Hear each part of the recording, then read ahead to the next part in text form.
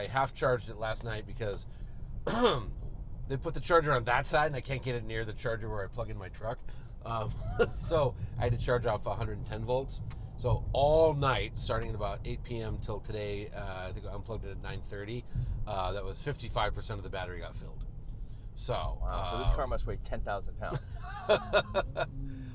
It's not light. Big loud Corvette.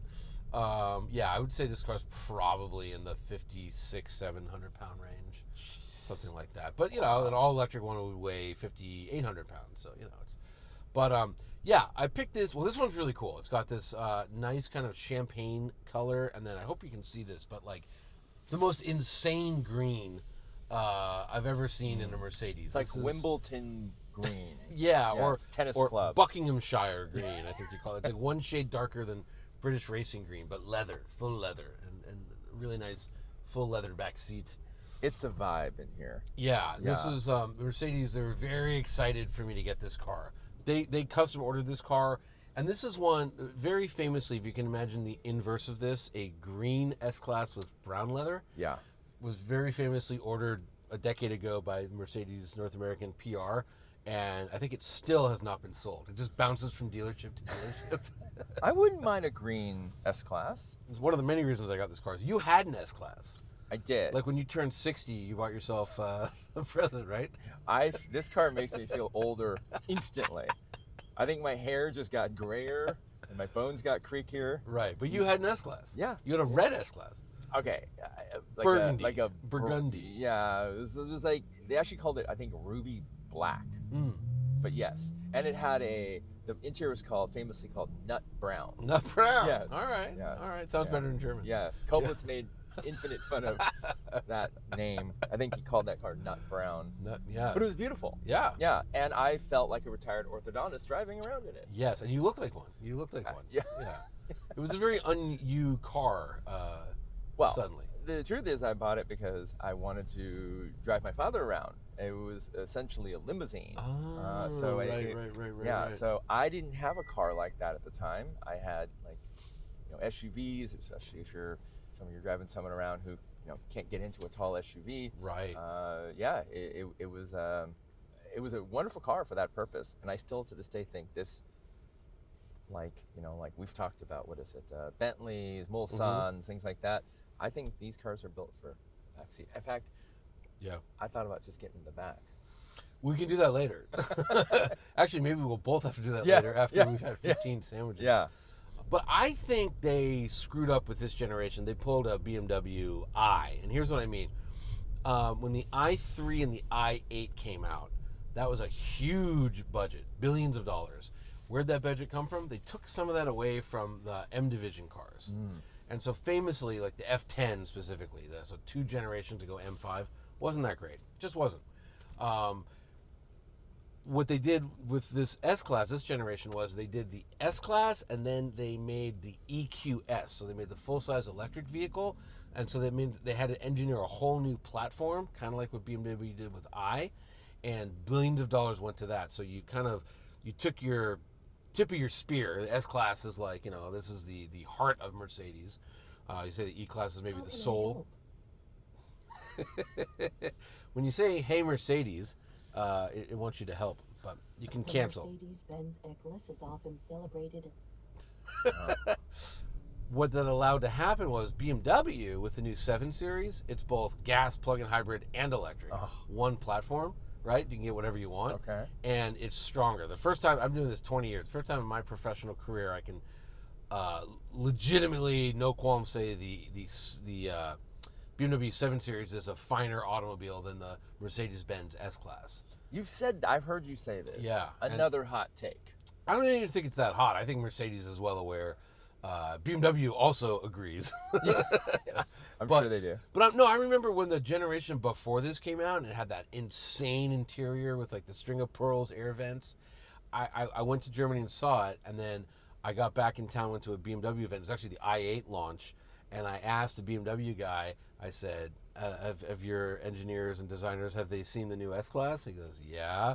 I go, what do they think? And he looks at me and goes, they cried. Because it was that much of a leap forward, This is like kind of, slightly different than it was a decade ago. Yeah, I think, what did I have, like a 2019? It was Same as this, yeah. Yeah, no, it's the one generation before this. I think you had a 21 or 2.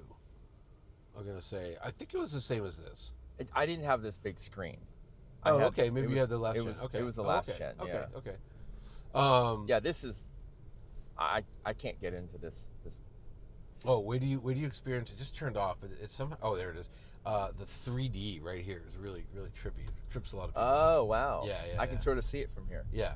Okay. Oh boy. Brakes work. Okay. Yeah, good brakes. It's still in Mercedes-Benz. Why did you get rid of your S-Class? I'm a chef, not a limo driver. Ultimately, it's just a car I didn't really need. After having to drive my dad around, but yeah, it was I liked the car. Drove it to Vegas once, middle of the night. It felt like you're floating. Mm-hmm. There's a lot of Mercedes fans think about Mercedes like in the 90s, and they say, oh, they don't build them like they used to, and I know they don't.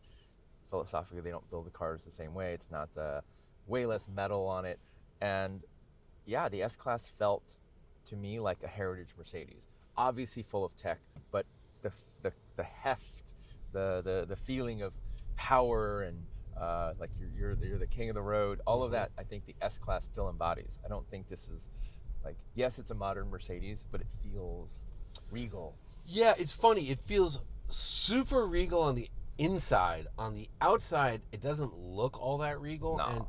And they kind of launched this thing like,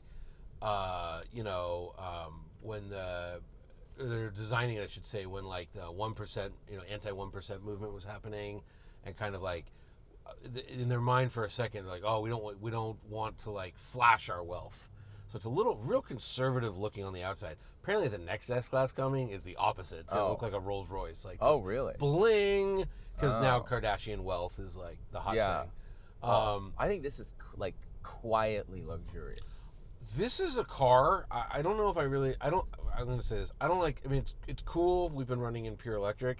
I would either want this thing as a full EV or just give me like a big monster V8. I don't want a plug-in hybrid, because what's going to happen is, it says we have 21 miles of range left.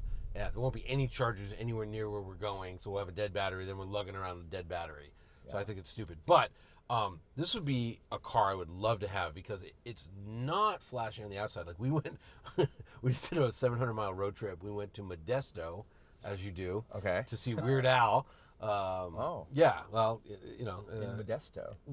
So Richard, my kid, is in love with Weird Al, and really? He's playing this Saturday in L.A. But it was $250 a ticket in L.A. But also, Amy and Richard are going to be out of town, and it was $50 a ticket in Modesto. Same show. So we did the trip. But parking this thing in a dirt parking lot, at the fruit yard in Modesto, because it's not such a great looking car, it doesn't look so special. It was fine to walk away from. If it had been like, an older S-Class or a Bentley or something, I'd be like, oh boy, I hope no one takes a good look at that car, but it just kind of looks like every other Benz. Yeah. It's kind of innocuous, which is cool. I like, this is something Americans don't like, but I like stealth wealth. Like the Volkswagen Phaeton was like, you have to know what you're looking at. Right. Well, no one knew what that car was. Yeah, but I'm saying, but the 10 of us who did were like, oh, it's a Phaeton, like it was very exciting. I don't think there were 10 of you. They're Langers. Langers. All right. So, when's the last time you were at Langers? It's been a minute. I've had it ordered to go. Okay. Yeah. The last time I had it was to go as well. Yeah. It travels just fine. Yeah. No, it's great. It's cured meat, baby. Yeah. Trying to think. It's been a few years for me. It's been a few years. Really? Yeah, I've been eating at the other two places we're going. Wow. We're going to. By the way, we're going to Brent's and we're going to Canter's after Langers. I've been eating there much more frequently. Everyone can tell. Yeah. Wow, thanks. Yeah, I see. You're wearing your pastrami belt. Wow. Okay. Wow. Thanks. Yeah. Zuckerman actually calls me a pastrami journalist. So well, now I'm proving him right.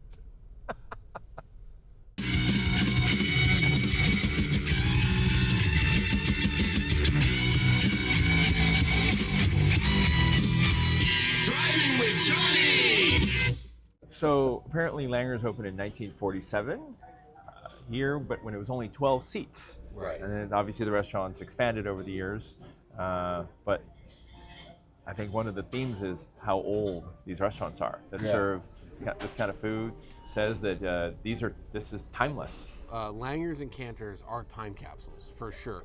The Brents we're going to is even more of a time capsule because no one knows about it. It's not on any tourist, like, it's hard to get to. Yeah. It's in Northridge. Yeah, it's not in LA proper. And then they opened another Brent's in Westlake, which is like real fancy. Yeah. It is not, there's nothing nostalgic about it. Westlake Village? Yeah. Oh, yeah. way right, out. West Valley. Way Oh, out, yeah. Well, beyond the end of the valley. Yeah, well, So- a lot of people don't even call that LA. It's not LA.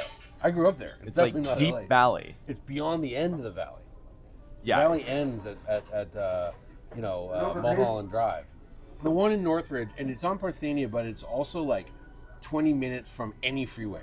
It's like that. It's like this dead zone in the valley. Okay. So it's like no fun to get to. All I know is it's far from here. It's very far Yeah. from here. Yeah. And I think that's why perhaps it's not as talked about. It's not talked about, but as we'll see, in certain circles, it's very talked about. Yeah. But Langer's is endlessly talked about. Yeah, and it was in Counterintelligence, which was Jonathan Gold's book. Yeah. And I don't think Canter's was, and I don't think Brent's was. I don't know, but this was Jonathan's always number one. I think it was his favorite meal. I think this may have been his death row meal. I mean, it's good. I mean, this is really close to the original Tommy's, as we were talking about. Yes. And I think for my death row meal would be like, what maybe would not that from be? here, but like a pastrami sandwich and a Tommy burger. Oh, You know really? what I mean? I love a Tommy burger. As Jonathan Gold said in Counterintelligence, sometimes a Tommy burger is as satisfying as a good steak. That's the one line I have memorized from that book. And I would agree with that. yeah, Yeah. that time is 2:30 a.m. after like 17 drinks. Yeah. But yeah, it is really Yeah. satisfying. Yeah. It's a very specific. The other thing that's funny with Tommy's is you have like a 90-second window to eat it, because once it starts to cool, you don't really want it in Yes. your mouth. Yeah. Does not travel well. No.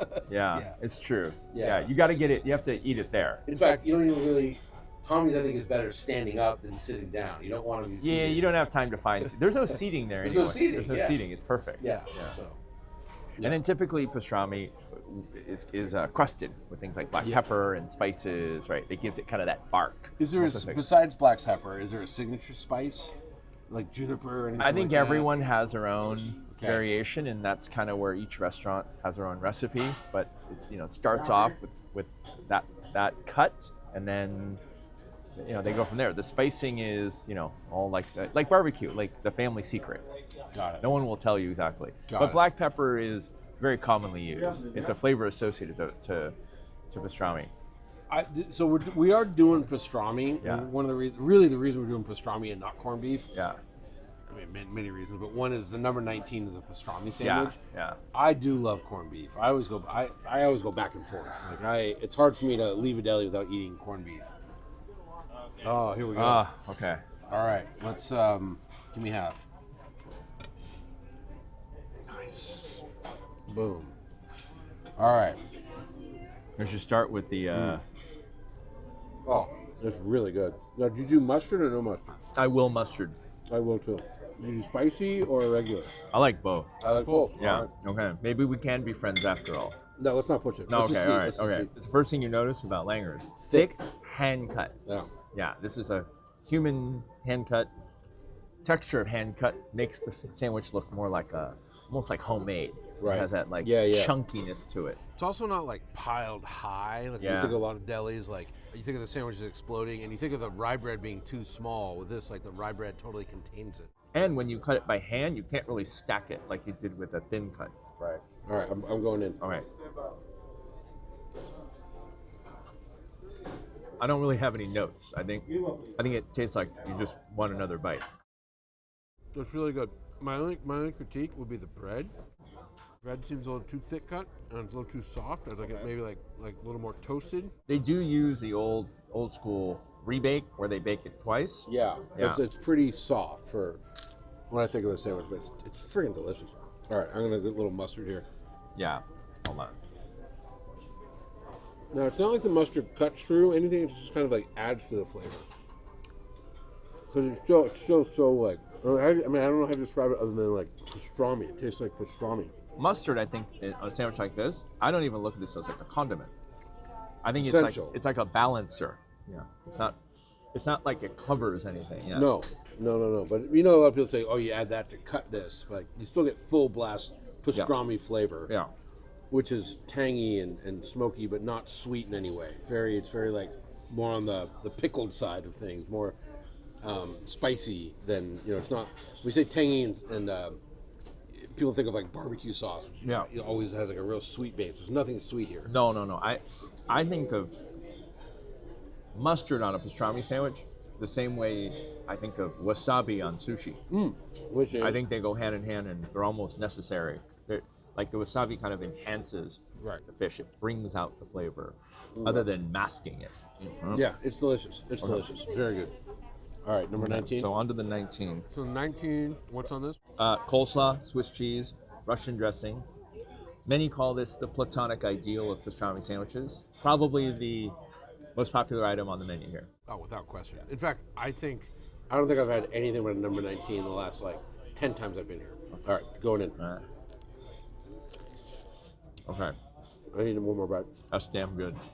The coleslaw is delicious and unique. Like, it's different. It's still sweet. Yeah. It tastes like the cabbage. It's not overdressed. Right. You know Yeah. what I mean? There's not that mayo. Yeah. It's got I think the sweetness comes from just the cabbage and there's a little carrots. vinegar. Yeah. It's really good. Now, do you put mustard on this one? I wouldn't, but Yeah. I think I would. I think I would add a little mustard to this. do you want to really? So which one, if you have to pick between these two? Because I think I like this one better. Just plain Jane here. You like the plain one better? I love coleslaw on a sandwich and all that. It kind of overwhelms the pastrami, and I'm here for the pastrami. And this is a really good kind of ratio. I like the 19. 19's great. To me, this is like pastrami deluxe. Also, the cheese, I know it doesn't add a ton of flavor, but it's like if you were to take it out, you'd notice it. This is delicious. This is amazing. We ate too much because now we got to go eat, do this all over again. Look, it's okay. But yeah, I mean, this is a tough one to follow. This pastrami, the thick cut like this. Yeah, you know, it's so funny. I would blindly say that no, I don't like the thick cut. I prefer like thin slice, but I'm telling you, just the sandwich, not the 19, the regular sandwich, convert. I'm gonna come back for that. I really like that. Actually, I should get a corned beef to go. But Brent's next. Yes, back in the Benz. You're driving. Okay. So we went to get pastrami in this car, and now we're going to get more pastrami in this car. Why'd you pick this car? Well, like, what car would you take to get pastrami? Give me two cars that aren't, right? It's a good car for because, like, all right, you're gonna eat too much, right? So you need comfort. You are. You ate like Okay. 78% of what I ate. Okay. Yeah. I have some control. Okay. Yeah. Okay, we're gonna eat. Yeah, we're gonna eat. We're gonna stuff Yeah. our faces Yeah. with greasy pastrami. Yeah. Yeah. And I thought it would be a good car. I don't know. I thought perhaps more of a cultural reason. I mean, look, you know, Jews like Mercedes. This is true. Okay. You know, this All right. is grossly stereotyping. Okay. We do like the 3-pointed star for some reason. Okay. For very many good reasons. But look, here's the reason. When I was a kid, my dad's best friend, we would always go to Nate Now's, which is a deli in Beverly Hills, to get pastrami.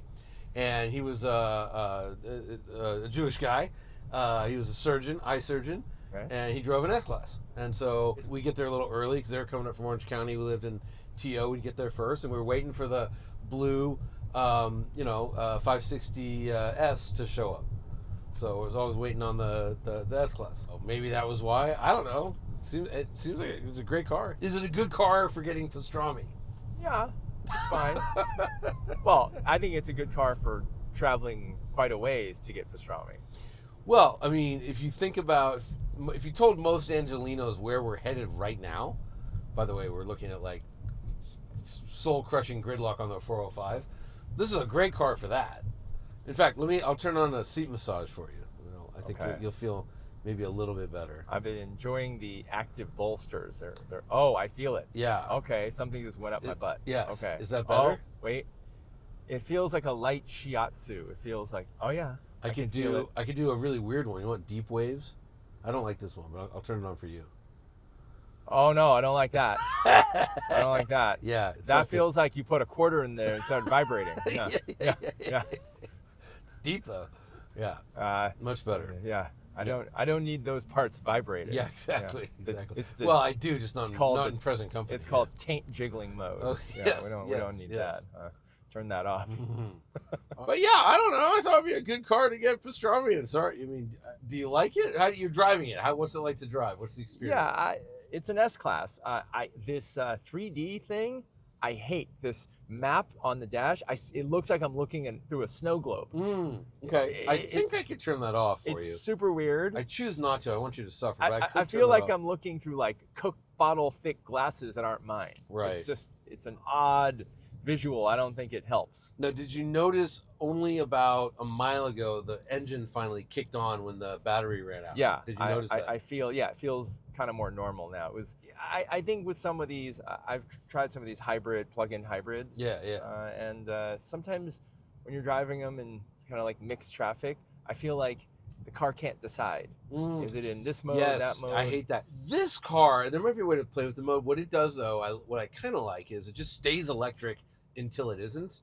But then what I notice is like, wow, it's much better with electric because you always have torque. There's no lag. There's no surging. It Yeah. feels different. So when you can feel it's like regen braking, Oh, yeah, that yeah. feels different than when it's just downshifting brake. Right. Yeah, so it's two different feels, Yeah. which is weird. If it does auto braking for you, like if you didn't hit the brakes and got too close to that truck in front of us, Yeah. it would move the pedal. Mercedes does this thing when it applies the regen brakes, it moves the pedal, which some people cannot stand. I got used to it, but it is weird the first time it activates. Interesting. The pedal depresses itself. It's kind of strange. Yeah, I mean, kind of feels like the last S-Class size-wise. Yeah, it's within millimeters, if not, Yeah. maybe an inch. I just longer. don't think that these it looks like tacked on iPads. Yeah, it's not going to age I don't know. gracefully. I don't think it looks that great. Yeah. It just doesn't look integrated, and I don't know why you need all this screen real estate. Well, this is the small screen. So they make something called the hyper screen, which is this giant It's like a kind of IMAX screen. fallopian tube looking thing that spreads out across both. I think I've seen that in the electric. Yes, one. the electric one can have it, but any S class can have it too. So Yeah, the hyper screen. fallopian screen. Okay. Yeah, yeah, and that's pretty good. The new Escalade has it totally beat. The Escalade goes from A pillar to A pillar with screen, and it's 55 inches of screen. It's like IMAX. But it's like bigger. a full but bigger. Yeah. TV from but, your but house. much larger. Yeah. I mean, what is my TV in my house? It's not that big. Like I have like what do I have? A 60-inch TV maybe? Yeah, maybe 60. So 55-inch screen is massive. No, what do they fill it with? That's up in the air, but it is huge. Well, every car journalist, you included, that reviews cars, you guys all hate the disappearing of physical buttons. Not me. You like having to go through the menus? I hate bad software. So let me rephrase that.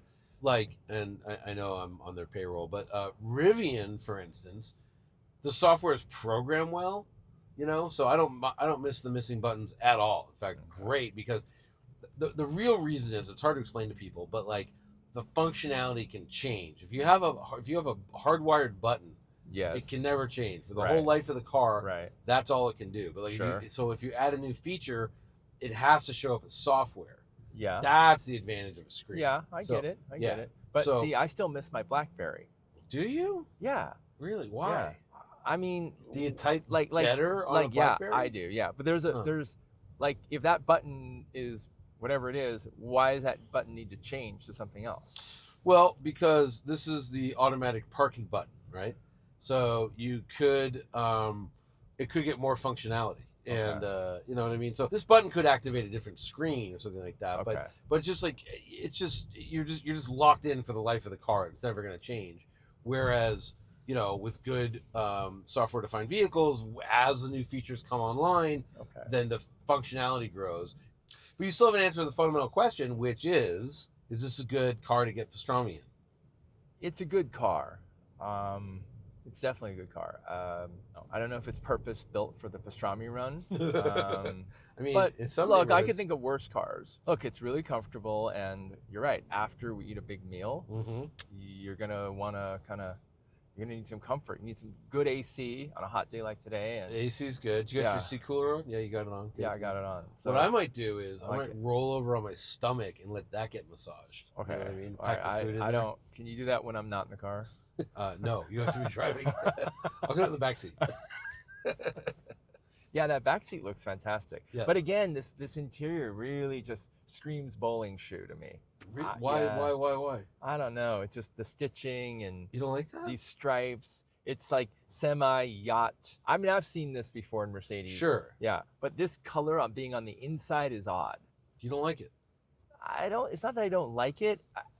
It kind of looks like Bentley-ish to me with this. Okay, Wood but on the that's good, outside. right?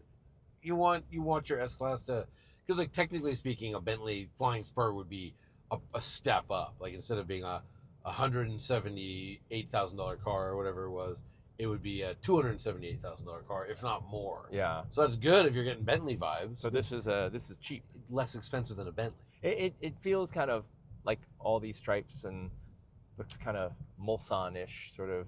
I don't know. Well, because I'm used to like when you see the two different colors on the steering wheel, like wood, That's a leather. Bentley, That's yeah. very Bentley to me. Okay. Huh. Interesting. I'm not used to seeing that on a Mercedes. Okay. They've clearly stepped up the luxury. But bowling shoe? Where are you getting bowling shoe from?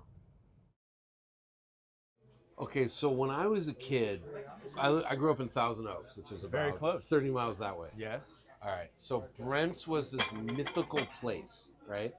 Where, look at that. Now that is a matzo ball. So Brent's was this mythical place that had the best food, and every like bar mitzvah, bris, funeral, wedding was catered by Brent's. It was too far for my family to come here. We wouldn't drive that far, but like you go to all these functions in the valley and you had Brent's. So it's a special place. How's the soup? It's good. It's Yeah? very chickeny. Yeah. Look at the color. Yeah. Yeah. So what's special about this color? School us. I mean, it just looks flavorful. It doesn't just look like murky dishwater. It's actually got a lot of clarity, right? Which means it was simmered like low and slow, full And of like- noodle. I also like that it's got shredded chicken. Not all matzo ball soups come with that chicken. Right. You have to sometimes ask for it. I like that. And it is kind of the best matzo ball soup there is, right? I mean, Yeah. like name a better one Yeah. besides grandma's, right? As far as the delis in LA I've gone to, I think they make the best soup. Oh my God, it's so good. It's so good. You've had enough bread for like a month. I know, but it's so good. That's the problem. This is the problem is like once I start eating this, how are you gonna stop eating this? It's so good. Yeah, it's good soup. Oh my God. Yeah. I like the carrots. It's a nice Oh my soup. God. And this isn't even why we're here. This is just like, it's on the menu. We should get it. We just ordered matzo ball, but it automatically looks like it includes noodles. Yeah, A lot that's of right. places you Right. can add them, but Right. they don't Yeah. come It's with got it. noodles and the shredded chicken and the carrots. Yeah, Doesn't have like- celery. it's like really loaded. Yeah. So good. Oh my God. I want to add salt, but That was every dish my mom made growing up. I had to add salt. All right. So listen, I couldn't control myself. Remember how I said at Langer's we're gonna get just a pastrami as a control? You got to get this sandwich when you're at Brent's. This is the triple decker. It's pastrami and corned beef. okay. I thought you said you're full. Listen, remember what I also said at Langer's? I said the bread there was too thick, too big, and too soft. This is the right size bread. See that? It's real skinny. It's like a little toasted. This is perfect. Okay. This is what you want. Okay. All right. All So right. let's. And then this is the That's the 555, famous which is just 555, delicious. Just looks like eat a it. croissant or something. It's a Like Kaiser onion- roll. It's a Kaiser- Kaiser okay, an roll onion instead of roll. rye bread. Yeah. Okay, I'm gonna give you half of Okay, this. I'm gonna give you half Okay. of this. Plop it on there. Yeah. Okay. Plop it on there. Okay. Okay. So the 555 is a lot like the number 19 at Langer's, but it's sliced thinner. Yeah. But it's got the coleslaw. I think it has cheese, and I think it has dressing on it. And Yeah. then this, I'm Oh, going to do yeah. a little mustard. Yeah. The bread's entirely different, but yeah, it's got the cheese and coleslaw. You're right. It's very Very similar. number 19-ish. Yeah. You're gonna see the immediate differences. The pastrami from the same source, sliced thinly on machine, and from what I've heard, cooked an hour less time. The thin slice changes everything. For better or worse? The mouthfeel, Yeah. the chew is totally different. Is it better or worse? Because I think the 555 is one of the most delicious sandwiches on earth. Yeah, but if I'm just talking about the pastrami, Yeah. I really like the thin slice. Yeah. It feels more supple. All right. I'm going to eat this one.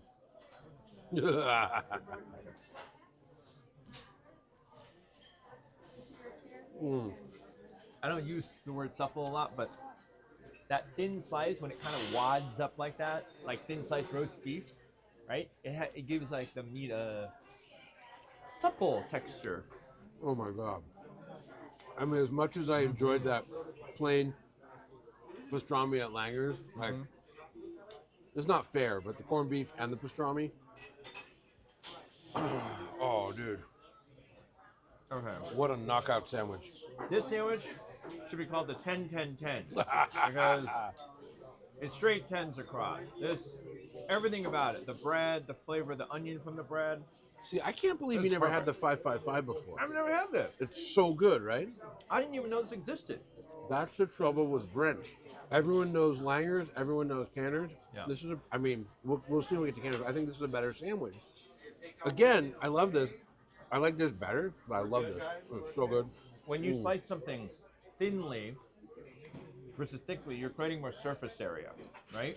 So lots of, space. When you bite through thinly sliced pastrami, it just feels different. Yeah, no, I agree. And it's like you're not chewing as much. But it also, I think this pastrami does taste a little better too. Again, Langer's is really good. This is fantastic. This is just flavor-wise, just kicked up a notch, Oh my God. The Russian dressing is going to be different. The bread's different. I think the bread's better here for sure, right? And then, like I said, if you're going to slice the pastrami this thinly, you can't cook it so much. Otherwise, it'll crumble. It'll break when you try to slice it. You gotta try the corned beef. Man, you devoured that. Yeah, this is amazing. So This good. might be one of the best sandwiches in the whole city. I've said that, regardless of genre. I always say this. There's all these things on Instagram where someone's like, this new place has the best sandwich. And I'm always like, Brent's 555. And no one knows what I'm talking about. But yeah, it's Brent's. But I want you to try the corned beef because it's so delectable. It's so good. Oh my God. This is, I can't even pick this thing up. Exactly. And if you like biting through lots of layers of thinly sliced meat, this is the king sandwich. This is it. I feel like I have small Trump hands. You look like you have small Trump hands. Yeah. Imagine how he would be holding this. Yeah. Yeah. But I love thin corned beef. Melts. That's exactly right. It melts. Unlike my arteries, which are hardening. Even if you died a little earlier, it's fine. It's fine. It's fine. No regrets. I don't want to be that old anyway. No. And you're getting there. You're really close. Well, what if he lived to be 100, but he had to be a vegan? If God didn't want us to eat animals, why did he make them out of food? Think about it. Very valid. Yeah. I have no argument. Yeah. The coleslaw here is way better. And not to pick on Langer's. Langer's is great. And if you never knew any better, Langer's, you can totally eat there and it'll be the best deli. But, this is just a step up, right? Everything. Yeah. Look, if we weren't in that Mercedes, Our Camry would feel great. I don't know. It's a long drive. Did you notice? By There LA, was a gold S-Class parked here. Every car on the lot was the same color. Yeah. We call that Jewish Racing Gold. It's a JRG. convention. Yeah. No. Yeah. Well, You must have called everyone in the No. city. No, they just know. Yeah. Or look, when we talk about Michelin star, right? What did the stars mean? And 1 star meant back in the day, if you're in that town, eat there. Yeah. 2 stars meant if it's close by, drive to it. And 3 stars meant worth the trip. Yeah. Now it's been elevated to mean something else. Now it's the best meal of your life. But that's what 3 stars was. It's totally worth the drive. And even though you live on the west side, I live on the east side, this is 45 minutes from both of us. Somehow, the Bermuda Triangle of LA. Yeah, and I have driven here just to eat. I got nothing to do here. Yeah. So by that definition, this is a 3 Michelin star restaurant, Oh. and you leave satisfied. So, and we drive past 10 other delis. Yeah, we do. There's a lot of delis in this area, but none are Brent's. I'm leaving on a stretcher, but oh my god, I'm so full. You said that last time. I have faith in you. I can do it. All right. Let's We're on a mission. let's finish this up and get to Canters. Dude, I don't know if I'm gonna make it to Canters. You don't have a choice. I ate too much twice now. I have no self-control. I think what has to happen is I take a bite of each, review, and then throw the plates across the room. Yeah, it's called a wine tasting. Yeah. Just, Yeah. you're supposed to swirl and spit. Oh my god, I'm about to swirl and spit. No way, I'm gonna just vomit. It's very nice back here, though. Oh no, chef. I mean, yes, chef. Yes, this is more like it. I think if we do a show instead of Eating with Jonny, let's just call it No Chef. What do you think of that? No chef. No chef. Sang's like, I have an idea. No chef. No. What if no chef? Okay, let's check the climate control back here. Now you have a footrest. Oh, you can take control of this seat with your seat controls on the door. You look for the button that says, I think it says like R or something. Looks like a seat and says R, and then your controls now control this seat. So you can get out of your way. You can just shove it all the way forward. Huh, all right, you're incapable. I can do it for you, sir. I'll just do it for you. Interesting. Yeah. Get that out Wild. of the way for me. Okay, Yeah, that's finally. fine. Yeah, that's good.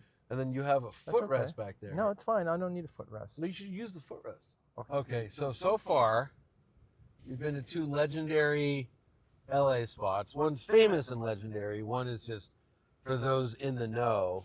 Yeah, Canter's has been around a billion years. And what's special about Canter, in case you haven't heard of it? Well, one, it's an institution. Okay. It's huge. They make everything. They have like a full bakery on site. They make all their cookies, their bread, their bagel. They make everything there. So anything you eat there was made there. And it's an iconic restaurant. It's next, the Kibitz room next door.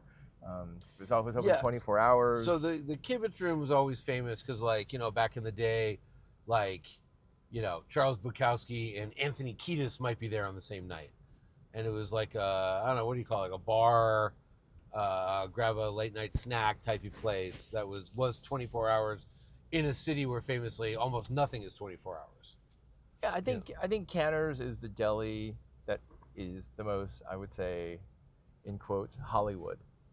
For sure, yeah. And the Kibitz room, I think, had a lot to do with that. When I was in high school, it was always like, oh my God, we saw Slash at the Kibitz room, Yeah, it's just a legendary haunt. I feel like Canter's could have been on the Sunset Strip. Totally.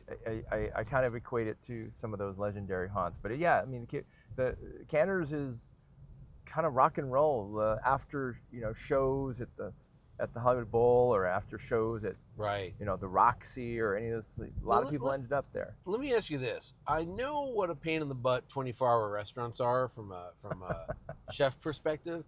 But LA, a city that people are out all night, we famously don't have a lot of good 24-hour establishments, and the few that we do have are going away. Like Kibitz Room is no longer 24.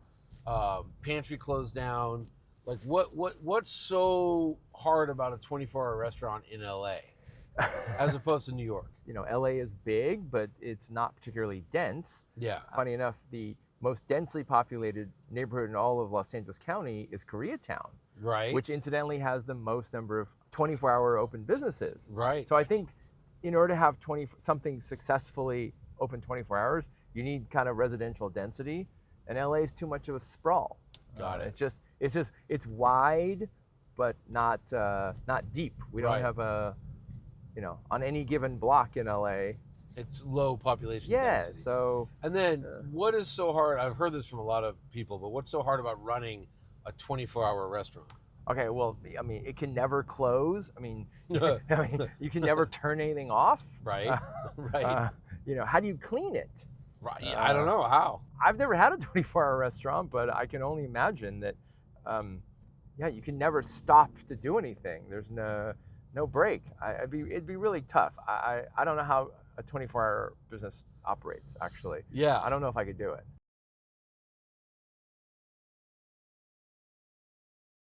Back. Yeah. To LA proper. So you got freaked out being in the valley.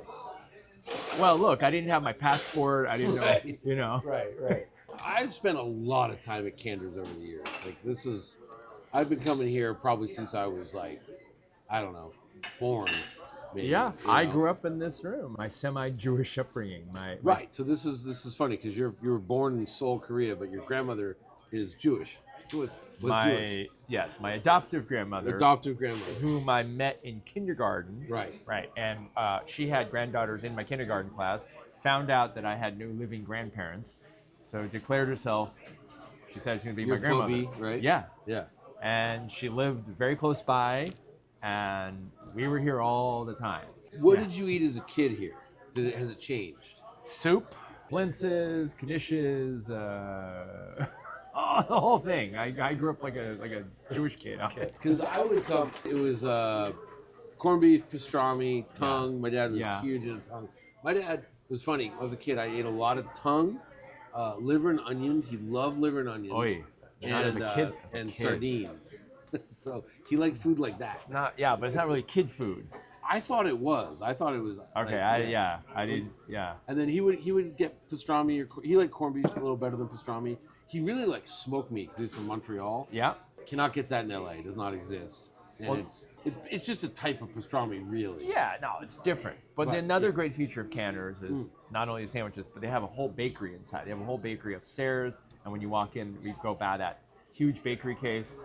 So unlike a lot of delis, they bake all that stuff on site. Did this influence your Helms Bakery at all? The bakery upstairs and the deli cases? I'm seeing a similarity all of a sudden. No, really? Yeah. I mean, this place is inspirational for so many reasons. But when I think deli, this is the first thing I think of. Interesting.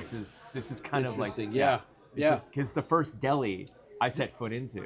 Like I said, this was like when I was growing up. This was the aspiration. So we had our local deli, but if we could get to LA, we'd come to Canter. It's a real deli. Yeah, that's another Jonathan Gold thing. He said, if you're a Jewish family in LA, your family was sort of, you could tell how your family was doing by the deli you went to. Yeah. And so when we meet my father's friend with the S class, we go to Nate Now's. That's Beverly Hills. Perfect. Yeah. I won't even mention the guy's name because he's such a prick. I won't give him airtime. But I took a guy here, a Jewish guy here, and we walked in, and he'd never been to LA. He was a New Yorker. He was a fake New Yorker. He was from somewhere else, pretended to be a New Yorker. And he walks in, and he goes, "This place isn't kosher." I go, no deli is really kosher. I mean, like who wants that? Like, No, they have bacon here. Yeah. Like, yeah. And he's like, oh, you can't be a good deli if you're not kosher. I'm like, what are you talking about? Like all the best delis are not kosher. Like, No. you know. And he's freaking out. Sits down. Guess what he orders? A cheeseburger. Oh. I was like, you're not even getting pastrami and you're worried about the kosher deli, you know? Like, so anyway, that's what we call. That's why, you know, you always say, like, you know, you can tell what a culture values by the amount of words they have for something. So, like in America, you know, for money, you know, bucks, simoleons, greenbacks, dead presidents, clams, whatever. Eskimos, Inuits have 38 words for snow. In Yiddish, there's like 70 ways to tell someone they're the village idiot. So that guy's a schmuck. You know what I'm saying? Okay, I gotta increase my Yiddish. Yeah, it's useful. Vocabulary. It's useful. I need more. Putz. I Yeah, need it's more. useful. Yeah. Okay. That's why you always call me different things. Yes. Okay. All right. I was born into being creative. I'm not creative. I It get was it. forced upon me. Yes. Yeah. My cruelty is it's an ethnic thing. But I like how Canter's doesn't really look like it's ever been remodeled. It feels It feels like the 70s. Has it ever been remodeled? I don't think so. really know, but it just remains like a movie set. Yeah. when With anyone- the crazy ceiling. I love the ceiling. The ceiling's incredible. Yeah. Yeah. The ceiling feels. If I was just staring at the ceiling, I feel like I was at like the Wynn in Vegas. Okay. I always thought of like, what's that restaurant in Central Park where you're in that glass? Oh, Tavern on the Green. Yeah, Tavern on the Green. Yeah. And you look up sometimes in the fall and there's like leaves Yeah. all over the glass. Yeah. That's what I always thought about. And terrible food on your plate. Well, okay. I've only been a couple times. Yeah. But But this place, just like I don't have to say, there's a lot of history here. I Oh. think when you walk in, it just speaks. It does feel like it's just from a different time. Yeah. Like even like if you go, I'm old enough to remember, just old enough to remember LA in the 70s. This seems old for like what my memories of the 70s. You know what I mean? No, I was a little kid. Yeah. Little kid. Yeah. Like a first grader. Yeah. So that would have been like what, like 1948? When was World War One? Right. Gunpowder was just invented. I Right. think. Something. I don't know. Right. Yeah. Yeah, that's right. They stopped using swords and moved on to Right. projectiles. Yes. Johnny always makes old jokes Well, about me. I mean, that's one thing I'll always have on you is I'm much, much younger. Yes. And better like- looking, but much Oh, younger. yeah. okay. Sure. All right. Okay. I'm so full. Look, pastrami sandwiches. I know. Again. I know. Pass the mustard. Okay. So I'm just looking at the pastrami itself. It's kind of not as thin as Brent's. It looks kind of in between. This looks Yeah. really shredded, Yeah. like in small pieces. It is kind of like in between the two, strangely. It's good. It's more bacony in consistency. It's like slightly undercooked bacon. You know what I mean? Or maybe a little more. Yeah. I'm gonna try a little of this hot It's mustard. really moist. Remember you were saying how there wasn't like a dry part of the sandwich at Brent's? This is similar. And again, the bread, when you have something as simple as a sandwich like this with two components, the bread's important. And again, it's smaller, thinner, and a little more toasted than what we got at Langer's. Although not as toasted as it was at Brent's. But it's really good. Yeah, it's interesting. Everything about this is different than either other It's a places. smaller sandwich than than Brent's. Thank God it's smaller. I can't even breathe, dude. I'm gonna take one more bite just for science. You ordered what's this called? The Brooklyn Avenue. Avenue? I believe it's named after Brooklyn Avenue in Boyle Heights, Okay. formerly Jewish area, I So think. also, Coleslaw, Russian dressing. right. Doesn't have cheese. Could have added cheese. Don't need the cheese right now. Ah. This is very much like the number 19 and kind of like the 555. The first thing I noticed is it's got a lot of slaw inside. More slaw than meat, right? Yeah, it's got a lot of coleslaw, Yeah. which is not necessarily a bad thing, but the coleslaw is on the sweeter side, less vinegary. Yeah. So Definitely more mayo heavy than Yeah. the other two. I think it like balances with the salty pastrami nicely. I like it. I would order this again. I've never had this here. I've been here a billion times, never had this sandwich. It might have been a weird thing to order because I've never heard anyone say, "Oh, you got to get the Brooklyn Avenue." I like the bread. I like the crust. Yeah. I love crust of any bread. I think I cannot eat any more food. Well, you're weak. All right, that's fighting words. Hang on. I'll do one more. But I think what we should start doing is we need to kind of rank these. We need to say who definitively has the best pastrami in LA. I thought you were going to say this, and I knew you were going to talk about ranking. It's going to be hard. The pastramis from one place. But three totally different experiences. Totally different experiences, exactly. Yeah. They're all great sandwiches. I would not be unhappy with any of them. You got to pick one. Like when Jeez. someone says to you, Chef Sang Yoon, celebrity chef, Top Chef Masters, didn't quite win, but got close. What's the best pastrami sandwich in LA? Well, I mean, after today, if I had to pick one to eat again tonight, Tonight. yeah, I'm getting that 5x5. 555. 555. Brent's. Sorry. 555. Oh, the 10-10-10. Yeah. Right. Yeah, from Brent's. Despite it being nowhere near where I live. Yeah. And now that's another thing. It's kind of like the Michelin Guide is like, is it worth the drive? Is it worth the extra time you're going to spend getting there? This is a big question. It's like getting dim sum in San Gabriel. Totally worth it. Yeah, and food can be so motivational that you're going to drive an extra 20, 30 minutes, whatever, out of your way to go get a dish, even though that dish exists. Brent's So- is going to be a 90-minute round trip. anywhere in LA. Yeah. It's 90 minutes to get there. But then you ask yourself, is the experience worth it? 100%. Yeah. That's the question is that sandwich good enough? If you don't live over there, if you live in Metro LA, Yeah. is that sandwich motivation enough for you to drive that far? Yeah, 100%, I would say. Yeah. So again, I never had that sandwich before today. I've been there a bunch of times. I feel like that's a reason just to go there. I got to say that before today, if you would have said rank them, because I've eaten at all these places, would have been Langer's last place, Canter's in the middle, and Brent's way up. And I still think Brent's is way up. I think it's the best deli in Los Angeles. Honestly, I think it's the best in the world because it's better than all the ones in New York. And if you're better than all the delis in New York, you got to be best in the world. That said, Langer's is really good. I think I only get the 19, probably because I read, Counterintelligence when I moved to LA in 2001. Yeah. And, it's just the one to get. But, just the pastrami on rye was delicious. We commented how it's texture-wise is more like barbecue than, what you would think of as, deli meats. Yeah. Thicker cut, crumbly. But delicious. Delicious all the same. So, I'm gonna say Canter's, which is very good. I mean, nothing to complain about. Third place for me. Langer's a surprise second, but Brent's was again. I force people to get the 555 because I know how delectable and delicious it is. But man, the corned beef and pastrami sandwich, come on, masterpiece. Yeah, the meat shines through. It's just an all meat sandwich, so it should shine through. I thought the 555 was special. Yeah. It's the bread, the slaw, Yeah. the sauce, and the singular pastrami. I thought that was a great sandwich. It's a chefier sandwich. I know, and I've eaten with you enough to know how you think, and you want a little bit of salt, acid, heat. That you want everything to kind of complement.